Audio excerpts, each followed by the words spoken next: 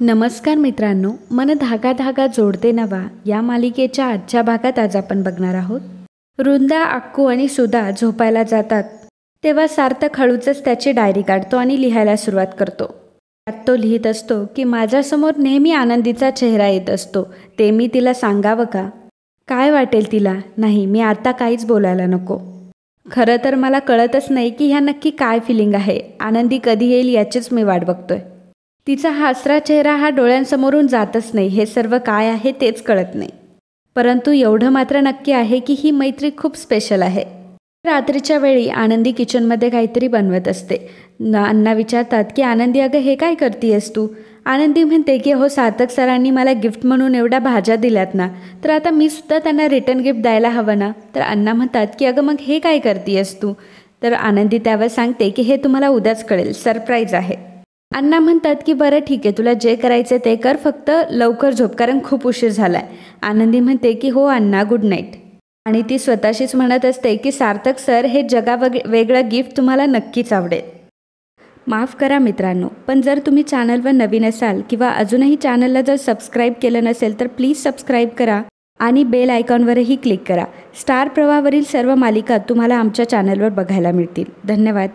दुसऱ्या दिवशी सकाळी किचनमध्ये सुधाची खूपच धडपड सुरू असते. तिने अळूच्या वड्या बनवलेल्या असतात, खीर बनवलेली असते. तेवढ्यातच अक्कू येते आणि म्हणते की आई, तुला मी काहीतरी मदत करू का? त्यावर सुधा म्हणते की नाही नाही ग, जवळपास झालंच आहे.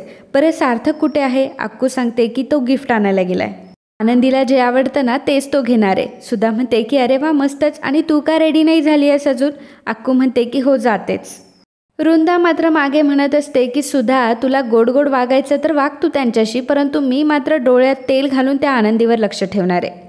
जाम गोड कौतुक चाललंय नाही का तिचं, जाम डोक्यात गेली आहे ती माझ्या. तर इकडे सार्थकने आनंदीसाठी चाफ्याची, गुलाबाची, मोगऱ्याची अशी फुलं घेतलेली असतात आणि आनंदीने देखील एक बरणी घेतलेली असते आणि त्या बरणीवर मैत्री असं नाव लिहिलेलं असतं. आता त्या बरणीमध्ये नक्की काय आहे ते आपल्याला पुढे बघता येईल. तर इकडे थोड्या वेळामध्ये अण्णा, मालती, मनोज आणि सानू तिथे येतात. तर सुधा त्यांचं वेलकम करते. घरातल्या सर्वांची ती ओळख करून देत असते.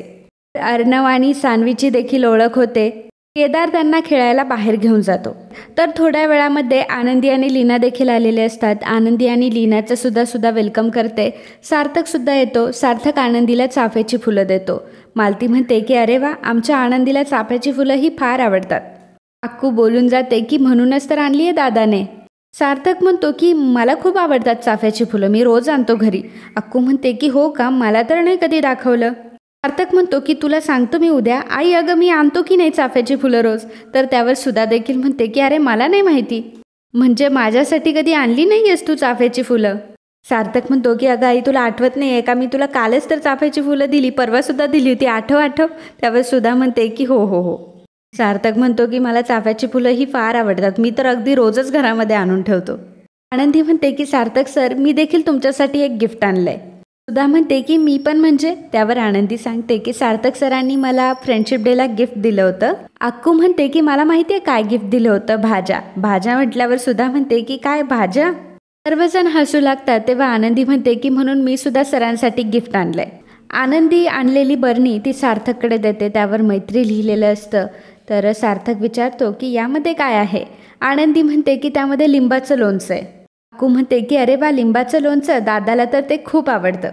आनंदी म्हणते की मैत्रीसुद्धा अगदी लोणच्यासारखीच असते, जेवढी मुरत जाते तेवढी छान लागते. तेवढ्यातच अरविंद तिथे येतो आणि सार्थकला म्हणतो की नमस्कार, आपण कोण? तेव्हा सर्वजण अरविंदकडे बघू लागतात.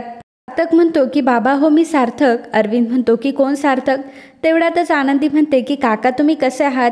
अरविंद जेव्हा आनंदीला बघतो तेव्हा म्हणतो की अरे वा, आनंदी मुलगी. सुधा विचारते की तुम्ही ओळखलं तिला? अरविंद म्हणतो की का नाही ओळखणार, हिनेच तर जीव वाचवलाय माझा. सुधा म्हणते की बघितलं, डॉक्टरांनी सांगितलेलं ते अगदी खरं होतं की हे फक्त तुलाच ओळखतात.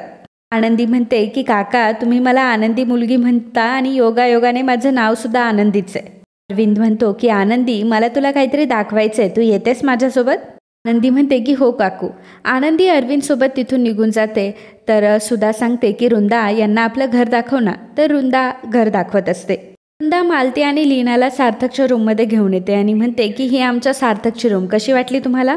मालती म्हणते की भारीच आहे. वृंदा म्हणते की आमच्याकडे प्रत्येकाची वेगवेगळी खोली आहे. शिवाय 2 गेस्ट रूम आहेत, नोकरांसाठी बाहेर 2 खोल्या आहेत. तुमचं जेवढं घर आहे ना तेवढं मोठं घर आम्ही फक्त आमच्या नोकरांना राहायला दिलंय. तुमच्या तर फक्त 2च खोल्या आहेत ना, कसं भागतो तुमच्या ह्या 2 खोल्यामध्ये? मला तर बाई शक्यच नाही. शेवटी असायचंच, आमचं थोडंसं वेगळं असायचंच नाही का? शेवटी काय, श्रीमंती असली तर सगळ्या गोष्टी जमतात. हो की नाही हो ताई? त्यावर मालती म्हणते की हो. खरं तर मालती आणि लीनाला खूपच ऑकवर्ड फील होत असतं.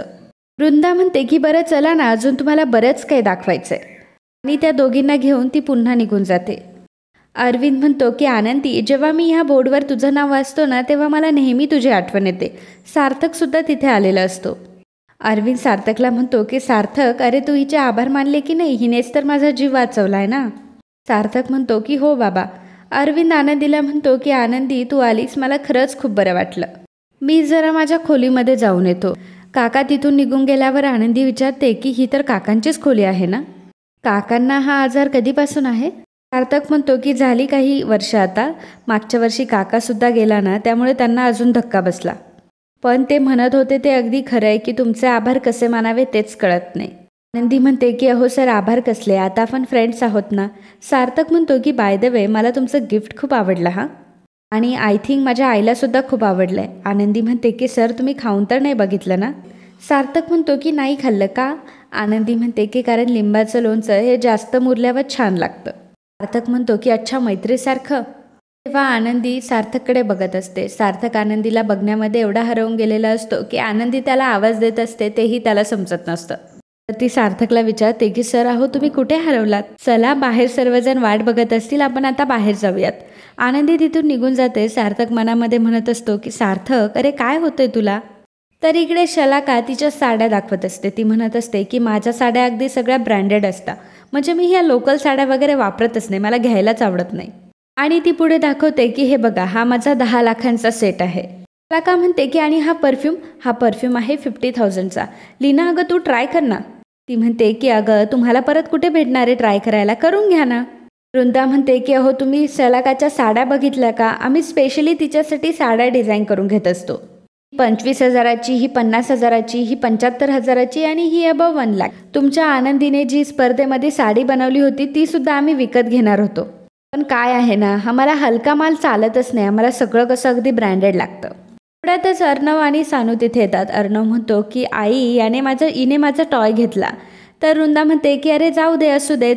शलाका म्हणते की अरे नसेल त्यांच्याकडे, जाऊ दे, घेऊ दे तिला. तर सानू म्हणत असते की आई, अगं मला हे खेळणं खूप आवडलं. लीना म्हणते की अगं पण हे खेळणं त्याचं आहे की नाही, दे बरं त्याला. वृंदा म्हणते की अगं घेऊ देत ग. लीना म्हणते की नाही हो काकू, तिची खेळणी आहेत घरी आणि तशी आम्हाला सवय नाही आहे दुसऱ्यांच्या वस्तू वापरायची. ती म्हणते की सानू, अर्णवचं ते खेळणं आहे की नाही त्याला देशील?